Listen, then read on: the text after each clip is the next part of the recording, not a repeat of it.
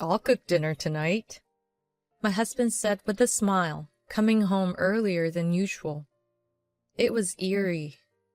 Lately, he had been acting strangely, but suddenly he was being kind.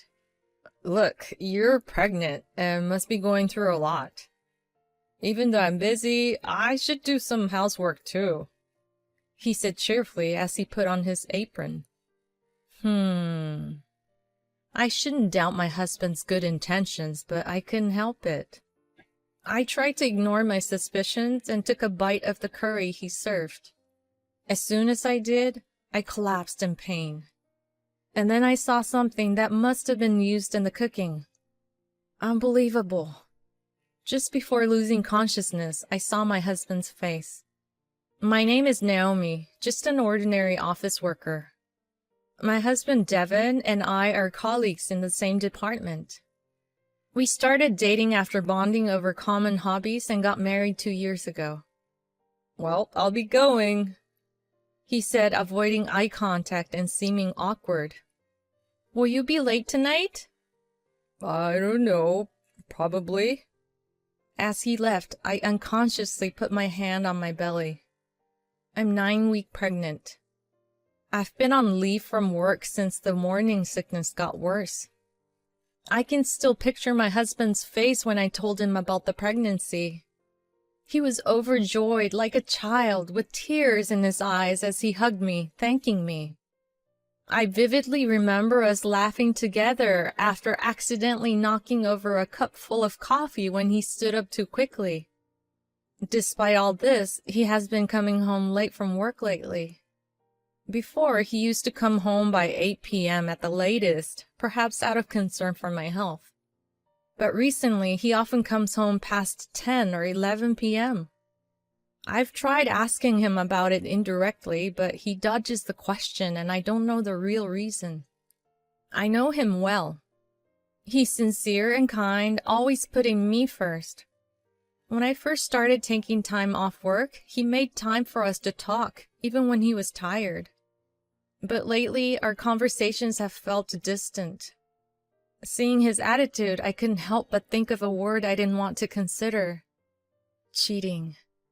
No, that can't be. But the more I thought about it, the more I couldn't shake the thought. Then an event occurred that turned my suspicions into certainty. One day while we were chatting and watching TV together, a celebrity cheating scandal came up on a talk show.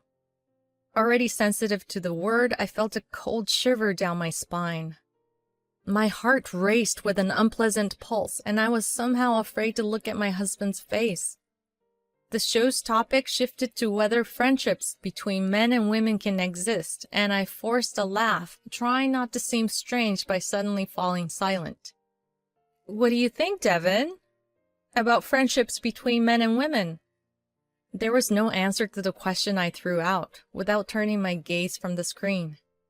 I regretted it, and when I glanced at him, his cheerful expression visibly clouded over. Can we not talk about that? With an awkward, evasive smile, I became convinced. Ah, I knew it. He's cheating on me. From the day I had that conversation with my husband, I felt a heavy weight in my stomach. The morning sickness made my mood and physical condition even worse. What should I do now? Confront him? What would happen then? Would he dodge the issue as he always does, or would he confess to the affair resignedly? Either way, it would be painful. Should I continue living as we have been, burdened by this unbearable suspicion? No, I couldn't do that. What was more painful was the sudden wave of nausea. I rushed to the bathroom, unable to stop thinking while crouching. The thought of him no longer loving me or needing me was unbearable. At that time, I heard the front door open. I hurried to the entrance and saw my husband taking off his shoes, apparently having rushed home. It was just past 7 p.m. When was the last time he came home this early? Welcome back. What's up? You're home pretty early tonight. Yeah, I really wanted to come home early today. He hurried down the hallway looking somewhat happy. Seeing his face like that for the first time in a while, I felt a little happy too.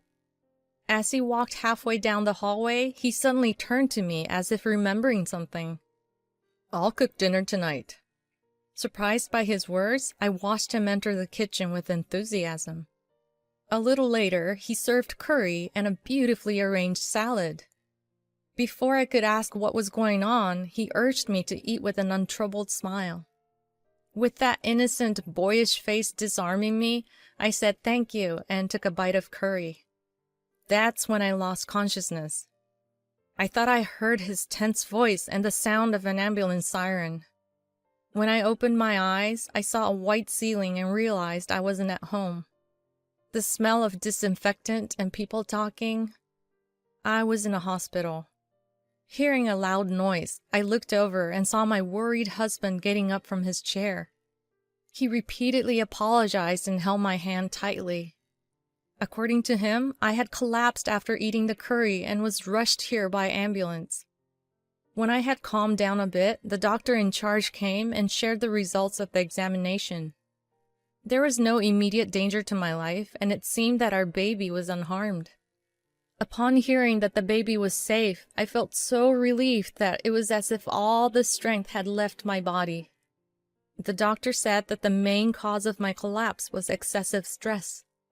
Indeed, my morning sickness had been particularly severe lately, and I had been worrying about my husband's suspected affair, which I thought might be one of the factors. But was that really all there was to it? Could I actually collapse the moment I put curry into my mouth just because of stress? A doubt crossed my mind. What was in the curry that my husband made for me? The morning after I spent the night at the hospital and was discharged, I checked the ingredients of the curry he had made for me when I returned home. As expected, there was no way he would leave something that I had an abnormal reaction to, and the pot that probably contained the curry was washed clean. While recalling what I saw on the dining table the night before, I checked the condition of the remaining vegetables in the refrigerator. But there was nothing strange about any of them. What could be the cause then? I wondered as I looked inside the refrigerator again and noticed an unfamiliar container. I picked it up and checked the contents. That night, when my husband came home late, I started the conversation by saying, "There's something I need to talk to you about." I brought up the container I found in the refrigerator and another one. "It's unusual for you to stay up this late waiting for me. You couldn't sleep?" "Well, no, there's that, but..." I gripped my slightly trembling hand tightly. I hadn't been this nervous since my job interview at the company. Are you cheating on me?" I mustered up all the courage I had and spat out the source of my recent anxiety. The pathetic, trembling words faded away, and silence filled the room. The sound of the clock's hands moving seemed strangely loud. "Huh?" With a surprised look on his face, my husband let out a dumbfounded voice. In conclusion, my husband's infidelity turned out to be my groundless worry. "Actually..." He hesitantly told me the story, which went like this. Before I went on maternity leave, I had a good relationship with a female coworker named Melissa. Every day, she would ask my husband for help with work or for explanations of things she didn't understand for various reasons. That's why he couldn't go home even when he wanted to. "She's your friend, right? I can't refuse her, and it's hard for me to talk to you about it, too." So that's what was happening. Realizing that it wasn't an affair, I felt relieved from the bottom of my heart. At the same time, my dissatisfaction with Melissa began to bubble up. Since we were doing the same job, of course we would help each other out as coworkers. But it seemed unreasonable to manipulate people for one's own convenience every day and night. Moreover, it seemed strange that she had so much work to do that she had to work overtime every day. Even when I was still working with her, she had this tendency. At first, she would be relaxed, saying, "This is no big deal," but when the deadline approached, she would cry for help. Apparently, her attitude hasn't changed even now. "I'm sorry for worrying you," my husband said with a smile, trying to comfort me. I felt so happy with his kindness that I wanted to cry. Then I suddenly remembered the container and took it out. "And one more thing, what's this about?" That. I got it from her the other day." Melissa had apparently asked him for help with work as usual on the day he got it. But Naomi's not feeling well today, so I'm sorry." "Oh, really? That's too bad." She then said, "Oh, I have something nice for you," and took something out to hand over. It was this container. The contents appeared to be homemade curry roux. It's true, I have been surprised to hear that she was into organic products, disliking preservatives and sweeteners, and even making her own soap in addition to cooking and baking. She said it's good for both the mom and baby. "I'd be over the moon if I can help you, Naomi." "Aw, honey." That's why he rushed home so quickly that day. I felt ashamed for suspecting infidelity. He cared so much for me, and we were able to confirm our bond and resolve the issue. However, I couldn't help but be concerned about the curry roux. When I opened the lid and smelled it, something felt off. Of course, the scent can change depending on the spices used, but once I started worrying, I couldn't stop. So I decided to send it for an allergy test. A few days later, the allergy test results arrived. Melissa's attitude towards my husband and this curry roux made me certain of her intentions.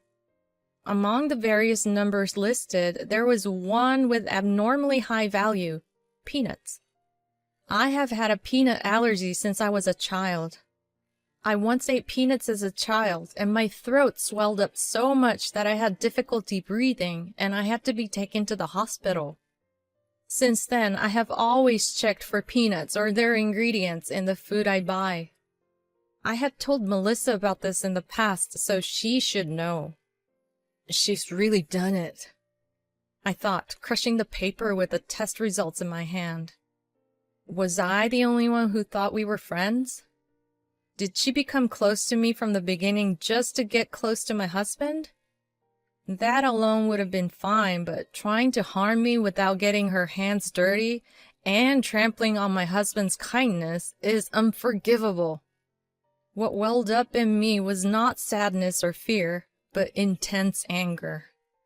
I crumpled up the paper with all my strength and threw it into the trash can with a roar. "If you're going to do this to me, I'll get you back. I'll return the favor twice over." A few days after that resolution, in the middle of a peaceful afternoon, a shrill intercom tone, followed by the sound of someone violently pounding on the front door, ripped through the air. Knowing who the person at the door was, I smirked and pressed the intercom's respond button. "Yes, who is it?" "Hey, Naomi, what the hell is this?" As expected, Melissa was there, her face pale and panting, interrupting my words. "What are you talking about?" I asked innocently, and she slammed some documents against the intercom camera. "What the hell is this claim for damages? What have I done?" It seemed she had only read the title and not the contents. Did she even remember what she had done? "Oh, you don't remember? I guess I'll have to remind you then." I played the audio from the voice recorder I had been holding up to the intercom's microphone. "Why did you suddenly call me here?" Actually, there's something I wanted to tell you." From the voice recorder, the voices of my husband and Melissa could be heard. I could tell that she was holding her breath as she listened. "Oh? What is it?" "I'm getting nervous." "Actually, it's a bit hard to say, but..." "You can tell me anything." "I like you." "Huh?" After a brief silence, she changed her tone and asked, "Really?" My husband replied in a serious tone, "Yes, He somehow managed to say the lines we had thought up together, even though he sounded somewhat theatrical. When that was over and there was a brief silence, Melissa's voice, whispering, "I'm so happy," could be heard. "But I'm with Naomi now, so I can't be with you." My husband seemed to turn on his heel after saying that was all he wanted to say. From a short distance away, her voice called out, "Wait!" The sound of her high heels hurriedly clacking could be heard. "I have a good idea," she said. "You remember the curry roux I gave you before, right? Use that." "I don't see what you're getting at. What do you mean?" "Naomi apparently has a severe peanut allergy. I heard she had a terrible experience as a child, so if you put that in the cooking and have her eat it, it could send her to the hospital. And if things go really well..." At that moment, a shrill voice from the intercom speaker drowned out the recorded voice. With a demonic expression on her face, Melissa pounded on the door, demanding, "Open the door!" Watching her with cool eyes, I thought, what a nuisance to the neighbors. Having decided to counterattack her, I told my husband everything that had happened. He was enraged, and I told him the elaborate revenge scenario that I had devised. Then, as planned, I had my husband play a trick on Melissa, and we obtained solid evidence of what she had done. We immediately went to a lawyer we knew and had a letter of settlement negotiation sent. That letter arrived at her place today. Finally giving up on getting the door opened, she spat out her anger with a rough breath. "Don't you feel ashamed doing such a cowardly thing behind my back? Don't mess with me. I'm just returning the favor. You're the one who started it." "Shut up. I've always hated that part of you. You stole my Devon right out from under me. You bitch." Well, I don't care what a woman who forces such a thing on my husband says. My unyielding attitude seemed to add fuel to the fire, and her voice grew even louder. "Just so you know, I never considered you a friend. Besides, a woman like you doesn't deserve him. Your ugly face is so embarrassing to look at." Ignoring her continuous results, I calmly called the police. As the neighbors who had heard the commotion watched, Melissa was taken away by the police officers who arrived shortly after. I went to the hospital again just to be sure, and there were indeed no abnormalities found in either me or the baby. Furthermore, it turned out that my collapse was not due to an allergic reaction, but to stress. If the timing had been slightly off, I might have ended up eating that curry. If that had happened, things might have been much worse. The thought sent shivers down my spine. After that, Melissa was fired from her job. Due to the commotion she caused by coming all the way to my house, her misdeeds spread throughout the company, and she is now said to be living a lonely life surrounded by whispers of her bad reputation. As for me, I safely gave birth to a healthy baby boy and returned to work. Now my husband, our baby, and I are living happily together.